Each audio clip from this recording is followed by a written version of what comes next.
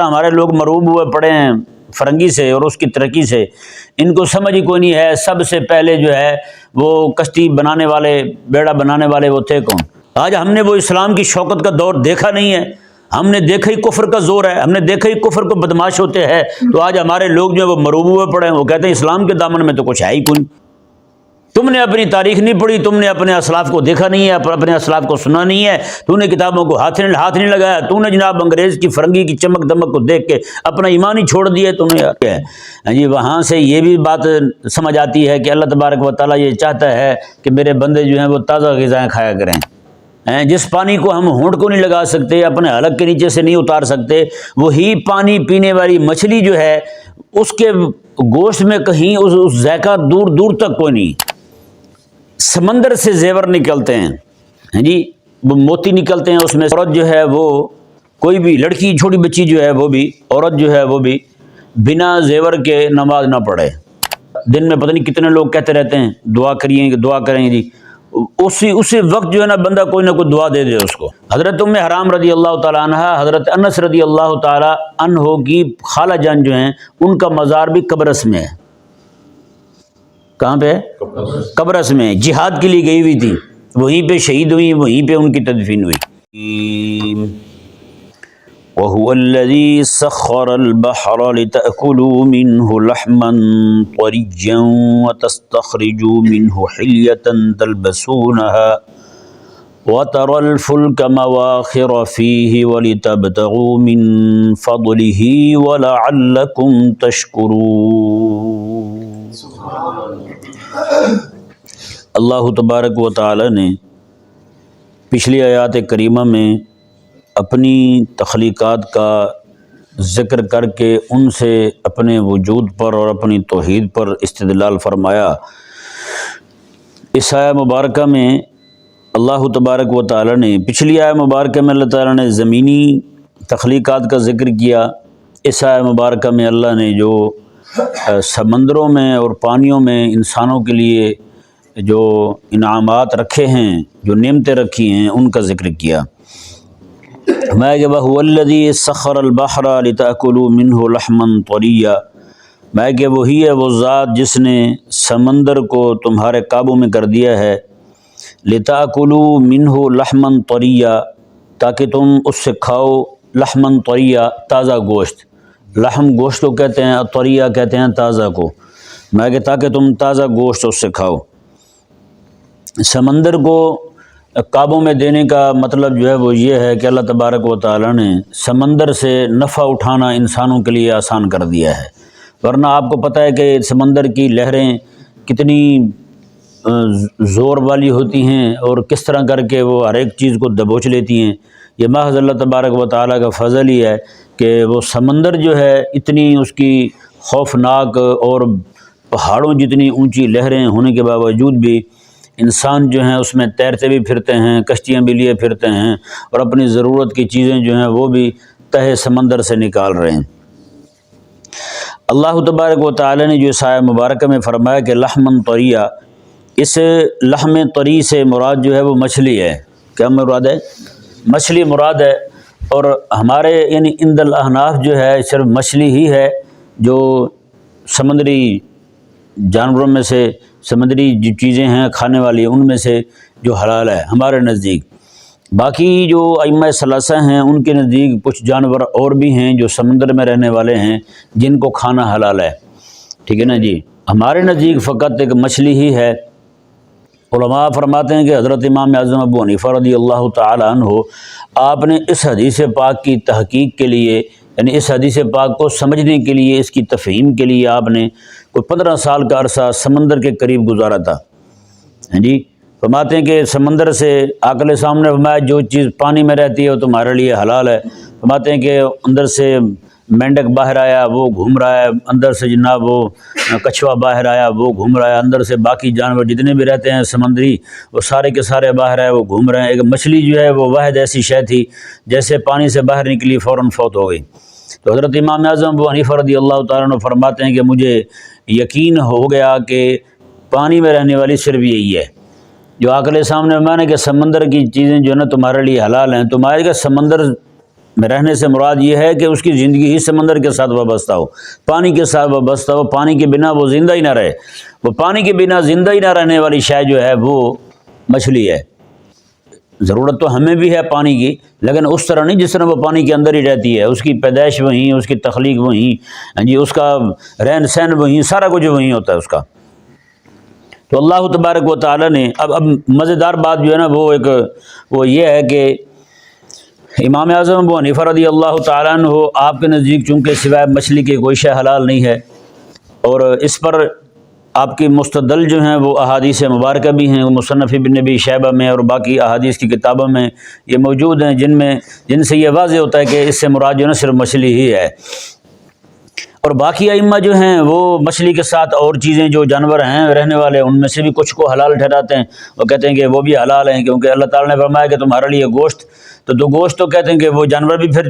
پانی میں ہی رہتے ہیں، جی وہ سمندر میں رہنے والے اور خشکی میں رہنے والے جانوروں کے حکم کو الگ الگ رکھتے ہیں، یہ ذہن میں رہے مسئلہ۔ اور اللہ تبارک و تعالیٰ کا انعام کیا ہوا، اس فقہ کی برکت دیکھیں۔ امام اعظم ابو حنیفہ رضی اللہ تعالیٰ عنہ کے نزدیک چونکہ سوائے مچھلی کے کوئی شے حلال نہیں ہے، تو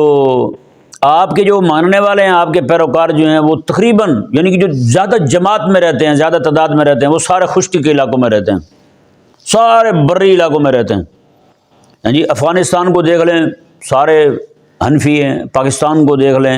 ہندوستان کو دیکھ لیں، جی یہاں پہ شوافع اور مالکیہ اور حنابلہ بالکل نہیں۔ میں نے زندگی میں ایک مدرسہ دیکھا ہے یہاں پاکستان میں جو ان کا ہے، اور اسی طرح کر کے شوافع جو ہیں وہ ہندوستان کے ایک علاقے میں کیرلا جس کو کہتے ہیں، کیرلا کہتے ہیں اس کو، اس علاقے کے اندر ایک ہمارے اہل سنتی ہیں، وہ مدرسہ ہے، وہ شافعی ہیں سارے، وہ سارے شافعی ہیں۔ ان کا جو مدرسہ ہے وہ بہت بڑا ایک جامع ہے وہ، ٹھیک ہے نا، شیخ ابو بکر جو ہیں وہ اس کے مدیر ہیں اس جامع کے، تو وہ اس طرح کر کے وہ کچھ شافعی ہیں۔ باقی جتنے بھی ہیں یعنی کہ جماعت میں آپ ترکیہ کو دیکھ لیں، ترکی سارے کے سارے وہ وہاں پہ حنفیہ رہتے ہیں، ہاں ٹھیک۔ اور جتنے یعنی کہ باقی ائمہ جو ہیں ان کے ماننے والے جو ہیں، ان کی جو جمعیت رہتی ہے یعنی کہ زیادہ تعداد میں رہتے ہیں، وہ سارے جزیروں میں رہتے ہیں، سمندری علاقوں میں رہتے ہیں۔ تو جیسے سوڈان کو دیکھ لیں، انڈونیشیا کو دیکھ لیں، یہ سارے علاقے جتنے بھی ہیں وہاں سارے کے سارے یہی رہتے ہیں۔ اگلے دن ایک دوست نے مجھے ایک ویڈیو دکھائی، ایک علاقہ تھا، وہ سارے کے سارے یعنی کہ مالکی مذہب کے ماننے والے ہیں، اور وہاں بارش اتنی آتی ہے کہ ان کے گھر بھی لکڑی کے ہیں، وہ گھر بھی اس طرح کے نہیں بناتے، لکڑی کے گھر ہیں ان کے، اور نیچے بھی ان کے گھروں کے پانی کھڑا ہوا ہے سارا۔ جیسے ہمیں پانی کی ضرورت ہو تو کہیں اور جاتے ہیں نا لینے کے لیے، لیکن وہاں جو ہے ان کے گھروں کے نیچے بھی سارا پانی کھڑا ہوا ہے، استعمال کے لیے بھی وہیں سے لیتے ہیں، پینے کے لیے بھی وہیں سے لیتے ہیں۔ نل کے لگانے کا ان کے ہاں ذہن ہی کوئی نہیں، یہ ٹوٹی شوٹی کچھ ہے کوئی نہیں، وہاں پانی اس طرح عام ہے، گھروں کے نیچے پانی کھڑا ہوا ہے، لکڑی کے گھر بنے ہوئے ان کے۔ اب جہاں اتنا پانی ہے اور وہاں ماننے والے بھی انہی ائمہ کے ہیں،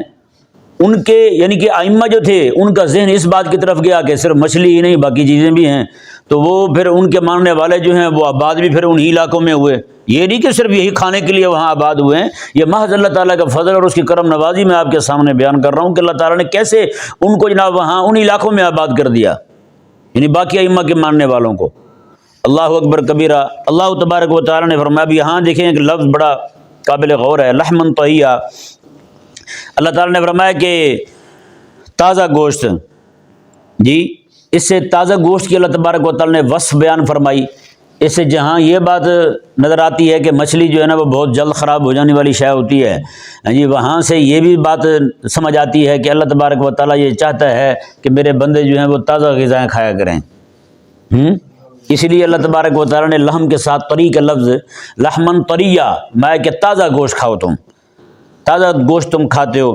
تو ایک اللہ تبارک و تعالیٰ کا انعام اور بھی دیکھیں، سمندر کا پانی جو ہے نا بندہ ہونٹ کو نہیں لگا سکتا، اتنا کڑوا ہوتا ہے پانی، لیکن اللہ تبارک و تعالیٰ نے جو اس میں مچھلی رکھی ہے، جس کا رہن سہن وہی ہے، اس کا پیدا ہونا وہی ہے، اس کا بڑھنا وہی ہے، وہی پانی پیتی ہے وہ کڑوا، جس پانی کو ہم ہونٹ کو نہیں لگا سکتے، اپنے حلق کے نیچے سے نہیں اتار سکتے، وہی پانی پینے والی مچھلی جو ہے اس کے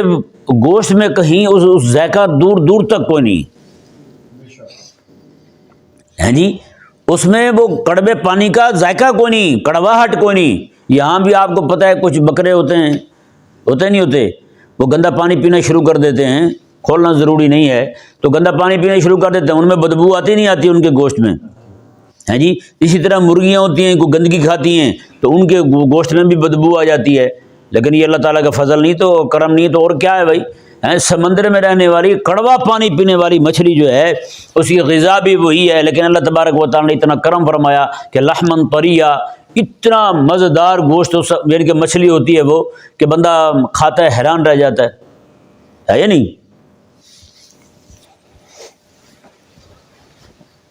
ایک دن ایک دوست ہے تو وہ تشریف لائے تھے یہاں ایک بار، تو ان کو دعوت میں مچھلی کھلائی تھی، ان کا میسج تشریف لایا، ابھی میں بطور تفنن کے سنا رہا ہوں، وہ کہنے لگے کہ سردیوں کے اندر جو دوست مچھلی کی دعوت کرتا ہے اس کی عزت بڑھ جاتی ہے۔ یہ لوگوں کے ذوق بھی بڑے عجیب ہوتے ہیں دعوت دینے کے نا، کسی کو کچھ کھانے کا دل کر رہا ہو تو ایسے ہی، یا آم کا موسم آئے گا تو لوگ جو ہے نا وہ میسج کرنے شروع کر دیں گے آگے پیچھے۔ ایک بندہ مجھے کہنے لگا جی اللہ تبارک و تعالیٰ ملتان والے لوگوں کی عمر لمبی کرے، آم کا موسم آ گیا ہے، ان کے ساتھ بگاڑنا جو ہے نا یہ سخت غیر مناسب رویہ ہے کہ ملتان والوں کے ساتھ بندہ بگاڑ کے رکھے۔ میں نے کہا خدا کے بندے، کہاں ہم کہاں ملتان، ایسے جوڑے جا رہے ہو تم صرف آم کھانے کے لیے، ویسے آ جاؤ تمہیں کھلا دیتے ہیں۔ اچھا جی، اللہ تبارک و تعالی نے ارشاد فرمایا کہ لحمن طریا، فرمایا کہ تازہ گوشت تم کھاتے ہو، وتستخرجوا منہ حلیۃ تلبسونہا، اللہ تعالی نے فرمایا کہ اور تم اس سے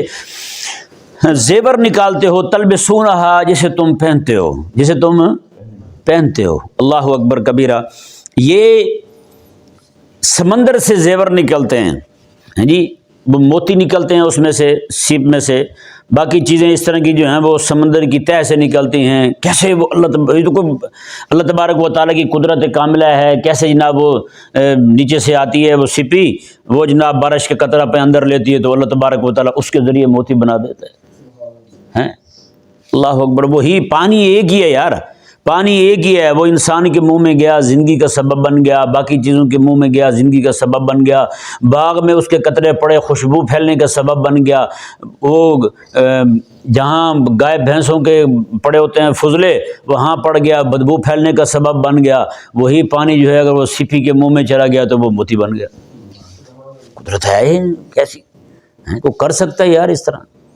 پھر اندھے ہیں، مانتے نہیں ہیں اللہ تبارک و تعالیٰ۔ اللہ تبارک و تعالیٰ نے ارشاد فرمایا کہ تم اس سے زیور نکالتے ہو اور اس کو تم پہنتے ہو بطور زینت کے۔ یہ جو ہے نا آیا مبارکہ کہ یہ لفظ تلبسونہا، یہ مذکر کا صیغہ ہے، جمع مذکر حاضر کا صیغہ ہے۔ یہ رات سے ہی میرے ذہن میں آ رہا تھا کہ یہ زیور تو عورتیں پہنتی ہیں، مرد تو نہیں پہنتے زیور،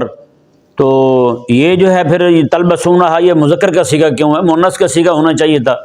مذکر کا صیغہ کیوں ہے؟ تو رات کو ہی جو کچھ غور کرنے کے بعد میرے ذہن میں آیا نا، میں نے کہا کہ اس سے مراد جو ہے نا وہ یہ ہو سکتا ہے کہ چونکہ عورتیں پہنتی مردوں کے لیے ہیں تو اس لیے اللہ تبارک و تعالیٰ نے مخاطب مردوں کو ہی کر دیا ہے، عورتوں کو مخاطب نہیں بنایا، کیونکہ عورتیں اپنے مردوں کے لیے ہی پہنتی ہیں زیورات جو ہیں،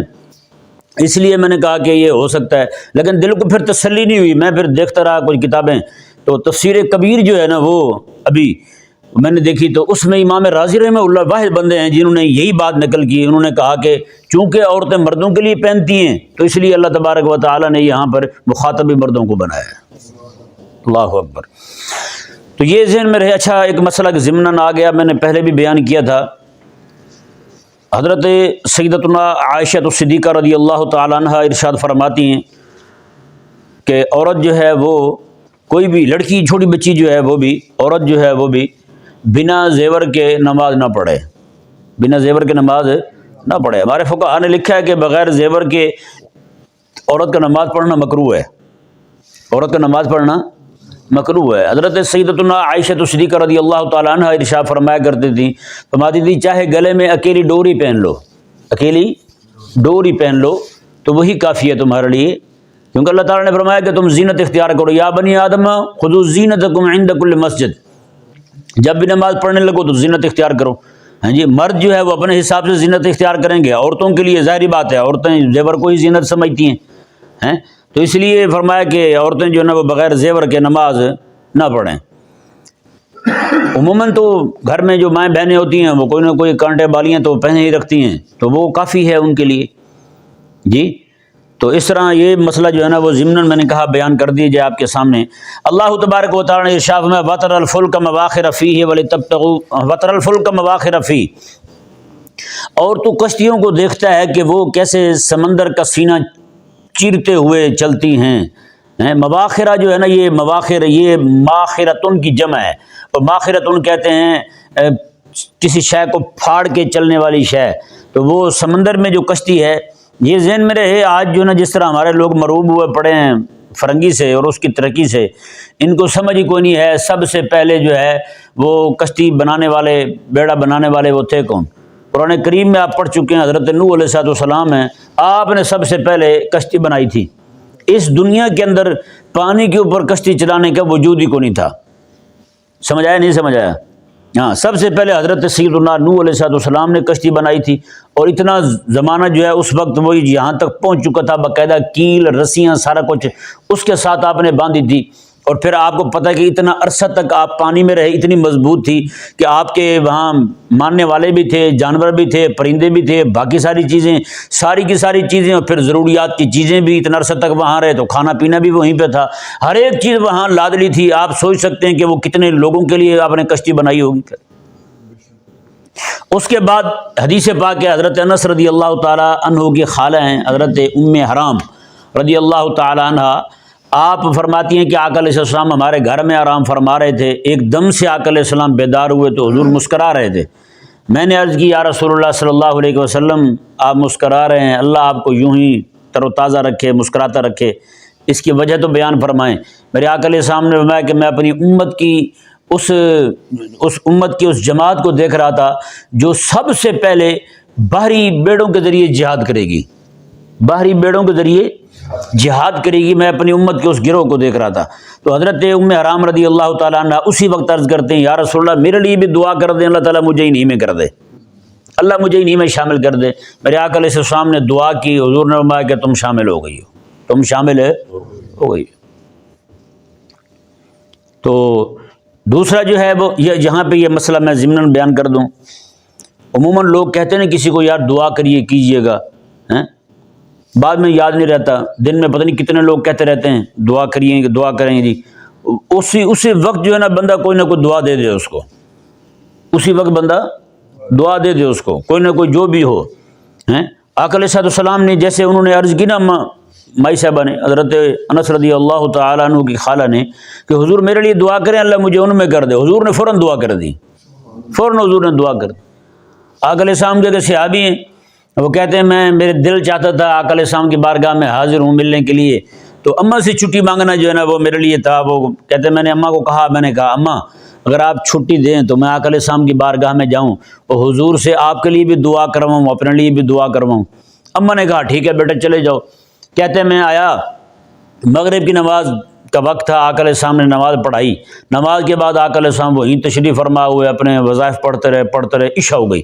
عشاء کی نماز پڑھائی آقا علیہ السلام نے۔ تو کہتے ہیں کہ آقا علیہ السلام عشاء کی نماز پڑھا کے گھر جانے لگے تو میں پیچھے پیچھے چل پڑا۔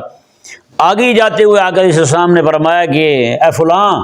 اللہ تجھے بھی بخشے، تیری ماں کو بھی بخشے، بتا تیرا کیا کام تھا، تجھے بھی بخشے تیری ماں کو بھی بخشے، بتا کس کام کے لیے آیا تھا تم؟ کہنے لگے حضور یہی کام تھا جو آپ نے کر دیا ہے۔ یعنی کہ دعا جو ہے اگلے بندے کے کہنے سے پہلے بھی کر دی جائے۔ یعنی انہوں نے اماں صاحبہ نے کہا حضور دعا کریں اللہ تعالیٰ مجھے مجاہدین میں شامل کرے، حضور نے دعا کی، فوراً فرمایا کہ شامل ہو گئی ہو۔ اچھا مزیدار بات یہ ہے کہ اس کے بعد پھر مائی صاحبہ کہتی ہیں کہ آقا علیہ السلام پھر لیٹ گئے، آرام فرمانے لگے، حضور کو نیند آ گئی، پھر اٹھے حضور پھر مسکراتے ہوئے۔ میں نے کہا یا رسول اللہ، آقا علیہ السلام میں اللہ تعالیٰ نے مجھے امت کے ایک اور ٹولہ دکھایا، ایک کو گروہ دکھایا ہے جو اسی طرح کر کے وہ بھی جہاد کرے گا۔ کہتی ہیں کہ یا رسول اللہ میرے لیے دعا کریں اللہ مجھے ان میں کر دے۔ آقا علیہ السلام میں نہیں تو پہلے کے ساتھ ہی جائے گی، وہ پہلے گروہ کے ساتھ ہی جائے گی۔ یہ گروہ جو پہلا گیا تھا حملہ کرنے کے لیے حضرت عثمان غنی رضی اللہ عنہ کو دور تھا، 27 ہجری تھی، سن 27 تھا، اور حضرت امیر معاویہ رضی اللہ تعالیٰ عنہ کی نگرانی میں گیا تھا۔ یہ حضرت ابو عبادہ رضی اللہ تعالیٰ عنہ کی زوجہ تھی، حضرت ام حرام اپنے شوہر کے ساتھ گئی تھی، حضرت امیر معاویہ تھے ان کی بیوی تھی، اور اس طرح کر کے اور بھی خواتین تھیں جو جہاد میں شریک ہوئی تھیں۔ تو حضرت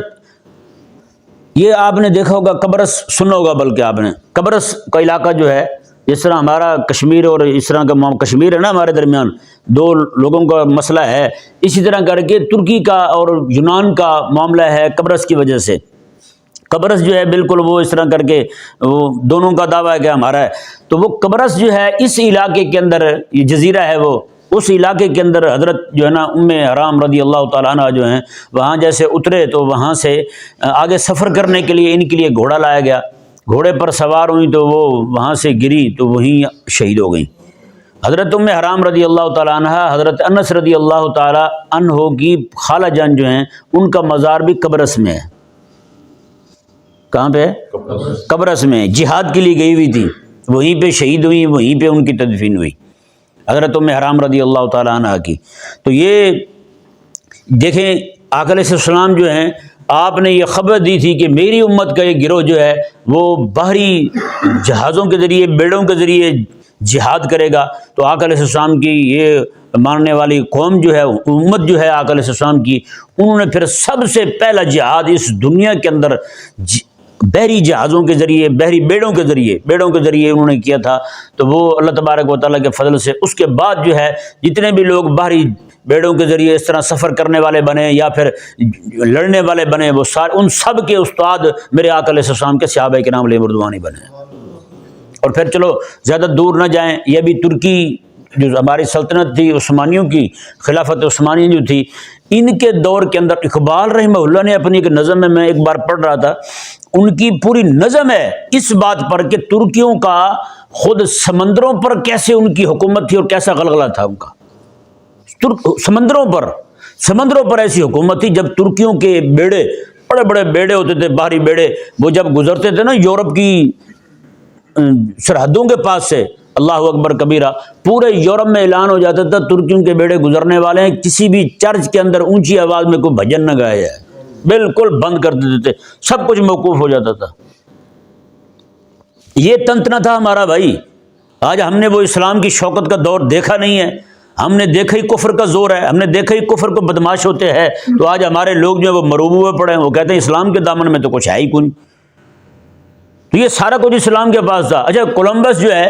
انہوں نے جو سب سے پہلا جہاز جو سمندر میں چھوڑا تھا، اس کے سب سے پہلے جہاز کا جو چلانے والا تھا، جو ملاح کہہ لیں ہیں جی، وہ بندہ جو تھا وہ احمد نامی مسلمان ہی تھا بھائی، وہ مسلمان تھا۔ تم نے اپنی تاریخ نہیں پڑھی، تم نے اپنے اسلاف کو دیکھا نہیں ہے، اپنے اسلاف کو سنا نہیں ہے، تو نے کتابوں کو ہاتھ نہیں لگایا، تو نے جناب انگریز کی فرنگی کی چمک دمک کو دیکھ کے اپنا ایمان ہی چھوڑ دیا تو نے یار۔ رب تبارک و تعالیٰ نے ارشاد فرمایا، اللہ اکبر، یہاں پہ ایک بات اور قابل غور ہے، اللہ تبارک و تعالیٰ نے کیسے جمالیاتی حسن کو بیان فرمایا ہے، ہاں جی، میں وتر الفلک مواخر فیہ،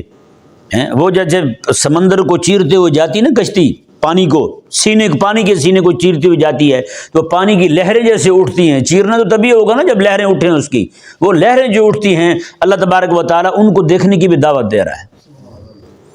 پیچھے اللہ تعالیٰ نے نہیں فرمایا تم سمندر میں جناب تازہ گوشت دیکھتے ہو، میں وہ کھاتے ہو، وَتَسْتَخْرِجُوا مِنْهُ حِلْيَةً تَلْبَسُونَهَا، میں زیور نکالتے ہو پہنتے ہو۔ یہاں اللہ تعالیٰ میں وَتَرَى الْفُلْكَ، اور تو دیکھتا ہے کشتی کو کہ کشتی جو ہے وہ کیسے سمندر کا سینہ چیرتے ہوئے جاتی ہے، وہ پانی کی جو لہریں اٹھتی ہیں نا، اللہ تبارک و تعالیٰ اپنے بندوں کو اس جمالیاتی حسن جو ہے اس کی طرف بھی متوجہ فرما رہا ہے۔ میں کہ یہ بھی دیکھو، یہ سارے کا سارا جو بھی ہو رہا ہے یہ محض میرے ایک حکم کی وجہ سے ہو رہا ہے، میں نے اسے کہہ دیا ہے کہ یہ میرے بندے ہیں، ان کو تنگ نہیں کرنا، ان کو راستہ دینا ہے، تو وہ سمندر جو ہے وہ جناب پھٹتا ہے، چرتا ہے، جو بھی ہوتا ہے اس کے ساتھ، لیکن وہ راستہ تمہیں دیتا ہے، جہاں بھی جاتے ہو تیرنے والے بھی تیر رہے ہیں جی، کشتی والے بھی چل رہے ہیں، سارے کے سارے۔ اب باہری بیڑے جو ہیں، بڑے بڑے جہاز جو ہیں، آج بھی آپ دیکھیں جی، سستا ترین سامان کا ایک جگہ سے دوسری جگہ جو انتقال ہے وہ جہاز کے ذریعے ہی ہو رہا ہے، سمندری راستے سے چیزیں سستی پہنچتی ہیں لوگوں تک، غریب لوگ جو ہیں وہ بھی کوئی شے ایک ملک سے دوسری جگہ پہنچانی ہو وہ بھی پہنچا سکتے ہیں۔ ہوائی جہاز کے ذریعے مہنگی ہوتی ہیں، یہاں سے پھر بھی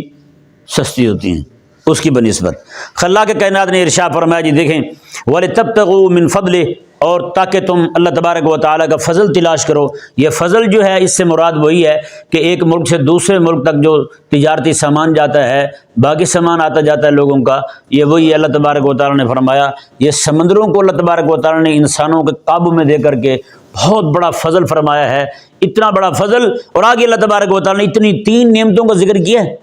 ذکر 3 کا ہوا ہے، لیکن اس 3 کے ضمن میں لاکھوں کروڑوں نعمتیں اللہ تبارک و تعالیٰ کی ہیں۔ اللہ تبارک و تعالیٰ نے فرمایا کہ تم سے صرف مطالبہ ایک ہی ہے وَلَعَلَّكُمْ تَشْكُرُونَ، تم شکر گزار بن جاؤ۔ بس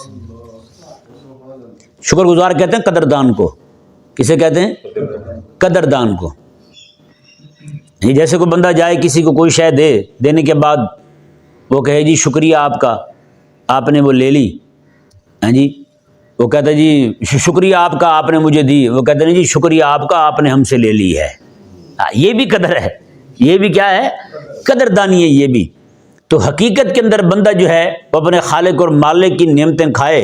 اور مالک کی قدر نہ پہچانے تو اس سے بڑا گھٹیا بندہ کوئی نہیں پوری کائنات میں۔ صرف مطالبہ ایک ہی ہے وَلَعَلَّكُمْ تَشْكُرُونَ، تاکہ تم شکر گزار بن جاؤ۔ سمندر تمہارے قابو میں ہے، زیورات تم نکالتے ہو، کھانے کی چیزیں تم نکالتے ہو، کھانا بھی وہیں پہ ہے، پہننا بھی وہیں، ایک ایک شے اللہ تبارک و تعالیٰ نے وہیں رکھ دی۔ اللہ اکبر کبیرہ۔ اللہ تبارک و تعالیٰ سمجھنے کی توفیق عطا فرمائے۔